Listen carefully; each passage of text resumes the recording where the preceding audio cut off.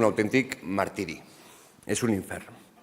Carrers tallats, sorolls fins a ben tard, verbenes fins a les 4 del matí, un transport públic massificat.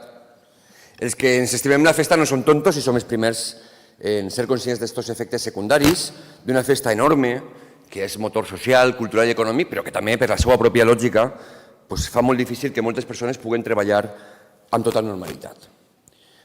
No seria millor si molta d'aquesta gent poguera tindre algun dia festiu i d'esta manera conciliar millor entre treball i festa? No seria millor si poguérem eixamplar aquest dret que molts treballadors públics tenen i també altres convenis per a que el màxim de treballadors i treballadores no tinguin que treballar algun dia de falles? En aquest mateix Ajuntament no fem ni plenos ni comissions durant la setmana fallera. Per què no volem això per a la resta del nostre veïnat?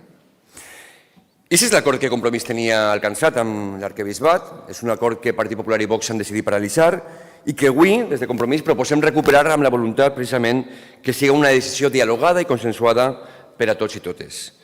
Cal explicar a la gent que cada ajuntament només té 2 dies festius a l'any, 2 dies que pot marcar en el calendari com a no laborables i que en el cas de València tradicionalment corresponen d'una banda a Sant Vicent Màrtir, celebrat el 22 de gener, i d'altra a Sant Vicent Ferrer, celebrat el segon dilluns de Pasqua.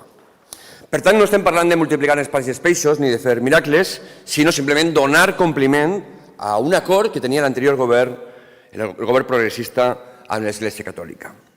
Perquè, miren, celebrar Sant Vicent Màrtir en diumenge pot reforçar la presència dels seus actes i a la vegada alliberar un dia festiu que enguany, per exemple, quan tota la setmana fallera cau en jornada laboral, permetria donar a milers de valencians i valencianes la possibilitat de tenir un dia festiu en falles. Bàsicament, estem parlant del que es va fer amb el Corpus fa dècades i amb la festivitat de la Mare de Déu fa molts anys. 2 canvis que jo crec que ningú ara s'atreviria a qüestionar com que han beneficiat clarament a les festivitats.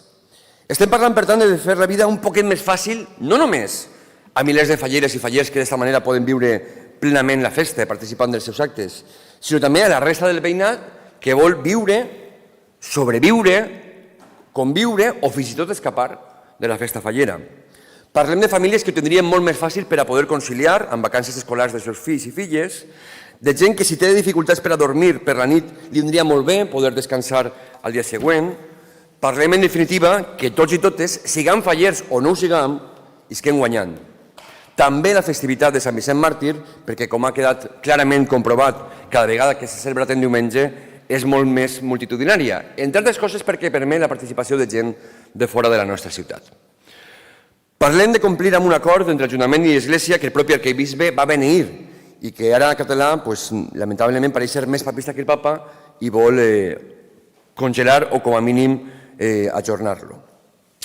I parlem de recuperar el que el calendari ja es va permetre experimentar fa uns anys. En l'any 2017, m'agradaria recordar, quan la celebració de Sant Vicent Màrtir en diumenge va permetre que el divendres 17 fos festiu per a milers de persones, permetent un llarg pont amb el que la gent podia decidir entre viure plenament la festa o escapar-se de la ciutat, que també és legítim si era el seu desig. Els vull recordar que, a més, van ser les falles amb menors queixes per part de la convivència. Des de Compromís volem que treballadors i treballadores, comerciants i empreses, comunitat educativa i comissions falleres puguen consensuar al Consell Social de la ciutat quin és el millor ús que se li pot donar a aquest dia festiu.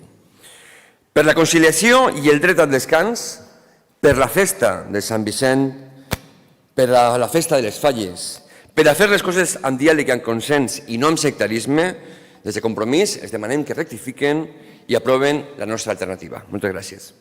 Gràcies, senyor Fuset. Senyora Gil.